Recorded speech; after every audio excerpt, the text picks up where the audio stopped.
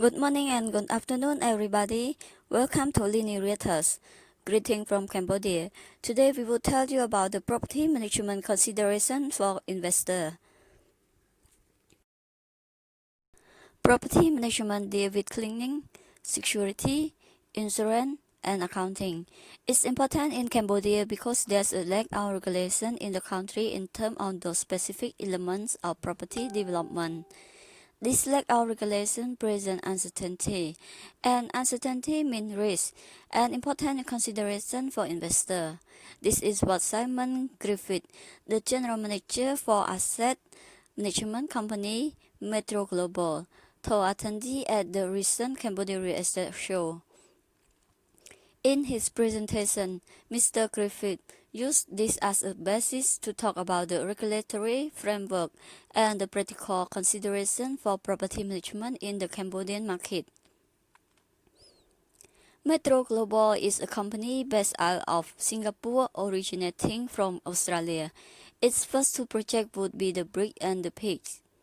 Mr. Griffith zeroed in on the topic of the 2009 sub-decree on the management and use of co-owned building.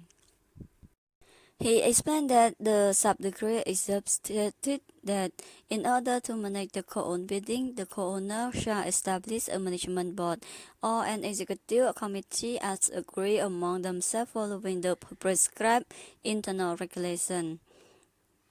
It also stated that for the co-owned building composed of at least 5 co-owners, there should be a co-owned building management organization through the establishment of a management board or an executive commission in charge of the co-owned building.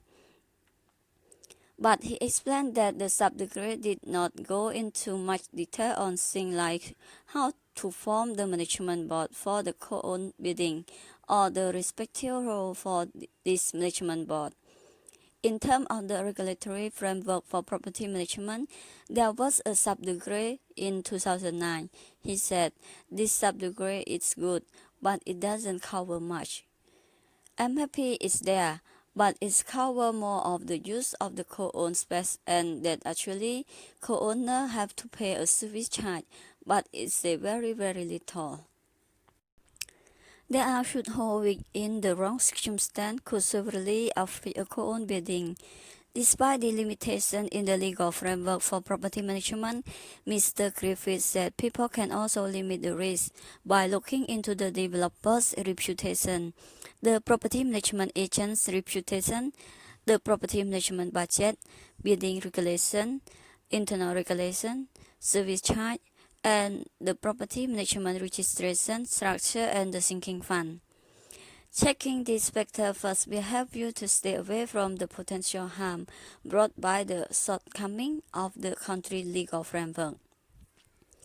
With a developer, for example, asking for their financial and development plan will show you how far off they are into the process and what their current state of mind is.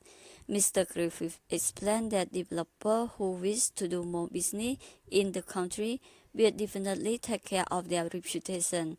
And part of taking care of the reputation is by including property management in their plan. Mr. Griffith concluded by saying, I would say that there are a lot of ethical and moral companies out there. There are a lot of people who want to do things in the right way. But it's always good to know the worst case scenario and be cautious and have knowledge about it.